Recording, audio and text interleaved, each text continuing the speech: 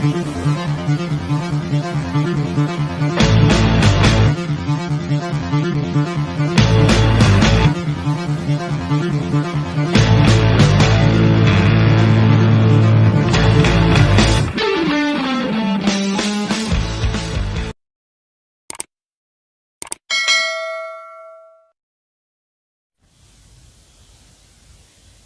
मित्रों,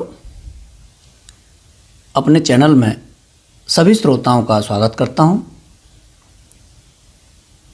आज लेकर उपस्थित हूं एक रोचक कहानी जो हम सभी के जीवन का एक दर्पण है। कहीं न कहीं हमारे रोज़मर्रा के जीवन में ऐसी घटनाएं होती हैं जो कहानी से सरोकार रखती हैं या कहानी हमारे जीवन से सरोकार रखती है। हमारे चैनल से जुड़े रहने के लिए जिन मित्रों ने सब्सक्राइब नहीं किया है, कृपया सब्सक्राइब अवश्य करें, अनुरोध है, और लाइक और कमेंट भी करें। प्रस्तुत है कहानी लाल सवाल, जिसके लेखक हैं विवेकानंद। रात के 8 बजे हैं।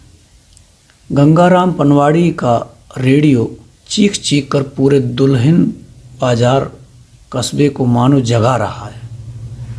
कस्बे की सड़क से होकर गुजरने वाले लोग तथा आने जाने वाली गाड़ियां इक्की दुक्की ही रह गई हैं। सुखदेव लंबी सांस खींचकर बीड़ी का धुआं उगलता उठ खड़ा होता है। वह मात्र समाचार सुनने भर के लिए वहाँ रुका था, किंतु समाचारों में उसके मतलब की कोई बात सुनने को नहीं मिली थी। वह चाहता था कि प्रांत भर में चल रही मजदूरों की हड़ताल की खबर विस्तार से सुनने को मिले, किंतु वह खबर बहुत संक्षेप में निपटा दी गई थी, क्योंकि मजदूर यूनियन का फैक्ट्री मालिकों से समझौता हो गया था और सभी मजदूर काम पर लौट आए थे। हालांकि सुखदेव को मजदूरों के आंदोलन से कुछ भी लेना देना नहीं था। कहाँ शहर के बड़े बड़े कारखानों के हुए मजदूर और कहाँ रोजदारी पर राजमिस्त्री के साथ खटने वाला हुआ, किंतु वह अपने हक की लड़ाई लड़ रहे उन मजदूरों से अपने को जुड़ा पाता है। सुखदेव को उठकर जाता देख गंगाराम पनवाड़ी ऊंची आवाज में उसे टोकता है। कल हर हाल में हिसाब साफ हो जाना चाहिए, वरना कल से बीड़ी देना बंद। फिर मानो अपने आप से कहता बुदबुदा उठता है, साला कल कल सुनते सुनते 10 दिन गुजर गए और इसका कल है कि कभी आता ही नहीं है। कस्बे की पक्की सड़क पर आकर सुखदेव अपने गांव की ओर जाने वाली पगडंडी तक जाता है और दाईं ओर मुड़कर उस पर चल पड़ता है। रात गहरा चली है। दूर दूर तक कुहासे का सैलाब था, किंतु शुक्ल पक्ष की अंजुरिया रात होने के कारण उसे ज़्यादा दिक्कत नहीं होती। उसे काफ़ी ठंड महसूस होती है, तो वह अपनी कमीज की दोनों बाहें खींचकर अपनी मुट्ठियों में भींच लेता है और हाथ बांधकर कांख के नीचे दबा लेता है। जब इतने से भी राहत नहीं मिलती तो वह जेब से एक बीड़ी निकालकर सुलगाता है और नाक से धुआं निकालता है। बिना हाथ से पकड़े ही बीड़ी पीने लगता है। बीड़ी पीने की यह कला उसने अपने कॉलेज के दिनों में सीखी थी। बस एक बीड़ी मिल जाए तो काम के बाद कस्बे से घर तक की दूरी आराम से कट जाती है। हालांकि उसे घर जाने की चाह बिल्कुल नहीं थी। वह क्या मुँह लेकर अम्मा और पत्नी के सामने जाएगा। आज भी ठेकेदार आदित्य मुखिया ने मजदूरी नहीं दी, जबकि उसे काम हुए 10 दिनों से भी ज़्यादा हो गए। वह भीतर से इतना टूट चुका है कि अब घर लौटने के नाम से ही उसे दहशत सी होने लगती है। लेकिन और कोई चारा भी तो नहीं है। वह जाए तो जाए कहाँ? कान पर बंधे अंगोछे को खोलकर वह दोबारा कसकर बांधता है। इससे उसे थोड़ी राहत मिलती है, किंतु पांवों में चप्पल न होने के कारण पैर आगे बढ़ने से इनकार करने लगते हैं। वह अपने आप को लगभग खींचता सा आगे बढ़ता रहता है। उसे मन ही मन आदित्य मुखिया पर जोरों का गुस्सा आ रहा है कि साला रोज कल मिलेगी मजदूरी कहकर टरका देता है। जाने कब उसका वह कल आएगा। दिन भर उसकी सुनो और शाम को मजदूरी मांगो तो ठेंगा दिखा देता है। अब वह प्रसव पीड़ा में छटपटाती पत्नी और गठिया के दर्द में निरंतर कराह रही बूढ़ी अम्मा को जाकर क्या जवाब देगा कि आज भी पैसे क्यों नहीं मिले? पैसे नहीं तो रोटी नहीं, पैसे नहीं तो दवा भी नहीं। वह करे तो क्या करे, कुछ समझ में नहीं आता।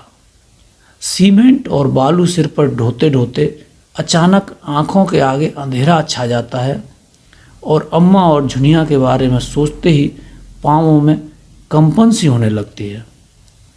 अब ऐसा कोई सामान घर में बचा भी नहीं है जिसे बेचकर या गिरवी रखकर वह कुछ पैसों का इंतजाम कर सके। सारा कीमती सामान एक एक कर पहले ही निकल चुका है। टीका बाबा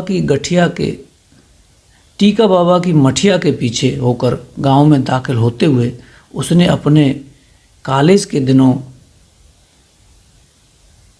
की याद हो जाती है, जब अम्मा और झुनिया के एक एक गहने इस आशा में बिकते चले गए कि कॉलेज से निकलने पर नौकरी मिल जाएगी तो सारे कष्ट खुद ब खुद दूर हो जाएंगे।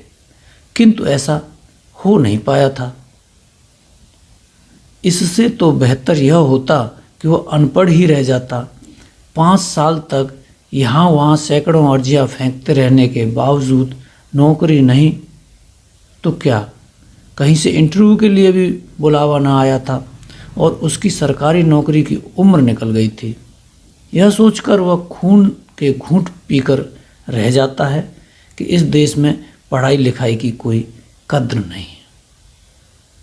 वह ज्यों-ज्यों अपने घर के करीब होता जा रहा है उसकी धड़कनें त्यों-त्यों बढ़ती जा रही हैं। लालाराम बनिया का भी 50 रुपये का उधार है।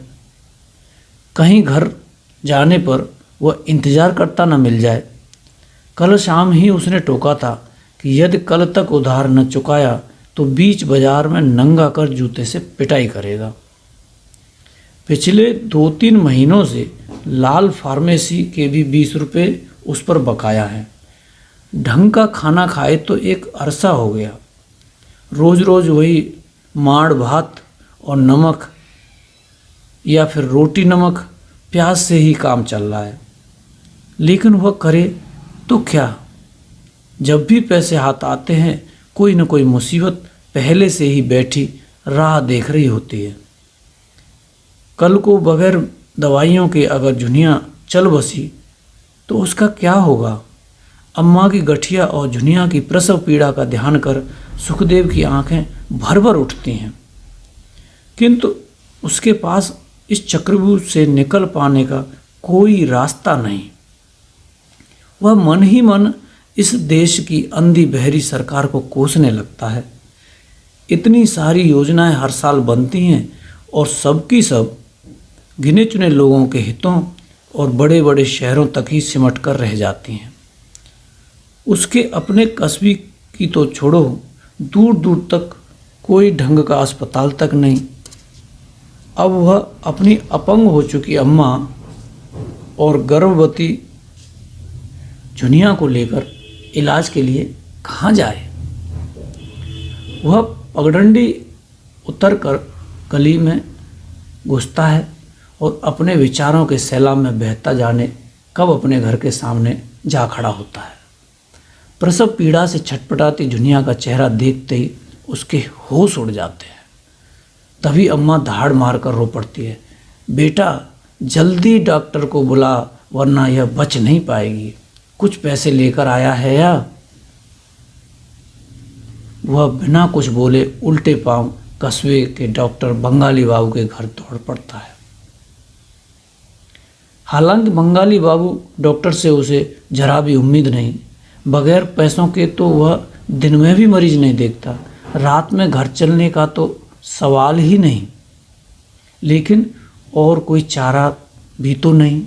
दुनिया की कातर दृष्टि को याद कर उसे दहशत सी होती है। वह न चाहते हुए भी जबरन अपने आप को खींचता सा आगे बढ़ चलता है। हवा की सी तेजी से वह कुछ देर में बंगाली बाबू डॉक्टर के घर जा पहुंचता है कि तभी उसे एक झटका सा लगता है। वह अचानक रुककर कुछ क्षण सोचता है और मुड़कर आदित्य मुखिया के घर की ओर दौड़ लगा देता है। पहले पैसे का होना बहुत ज़रूरी है, वरना इतनी रात को बिन पैसों के बुलाने आए आदमी को तो डॉक्टर भूखे भेड़िए की तरह चबा जाएगा। आज वह आदित्य मुखिया से पूरे धौंस से अपनी मजदूरी मांगेगा और अगर उसने आनाकानी की तो सुना देगा कि कोई भीख मांगने नहीं आया है, वह अपनी मेहनत की कमाई चाहिए उसे। वह मन ही मन योजनाएं बनाता आदित्य मुखिया के घर की तरफ तेजी से बढ़ चलता है। मुखिया को जगाने की जरूरत नहीं पड़ती। गंजेड़ियों की चांडाल चौकड़ी बाहर बैठक में ही होती है और सभी हंसते बतियाते बारी बारी से गांजे का दम लगा रहे होते हैं।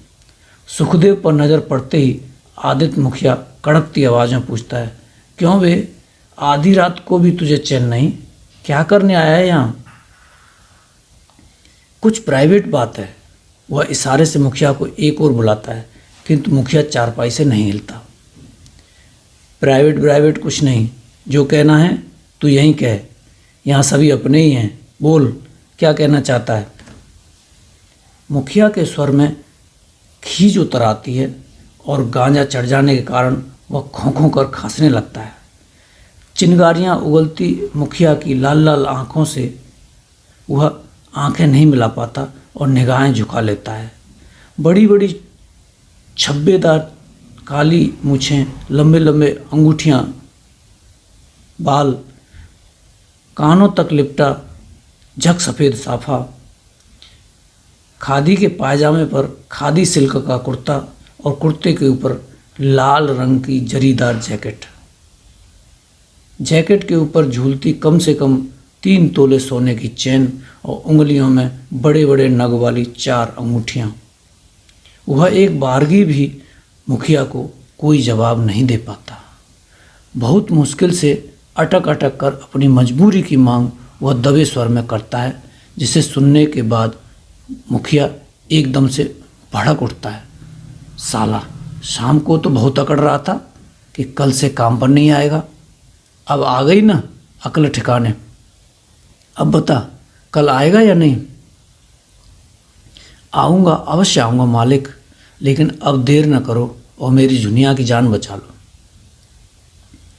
कहते कहते वह मुखिया के पैर पकड़कर फूट कर रो पड़ता है। एक कुटिल मुस्कान मुखिया के होठों पर आती है और वह पैर झटक कर उसे दूर कर देता है। अरे, यह भी मजदूरी मांगने का समय है? जा, कल काम पर आना तो सारा पिछला हिसाब साफ कर दूंगा। कहते हुए मुखिया चारपाई से उठकर अंदर घर में जाने को होता है कि तभी सुखदेव फुर्ती से उठकर एक झपट्टा सा मारता है और मुखिया का सोने की चैन खींचकर बगफुट भाग खड़ा होता है।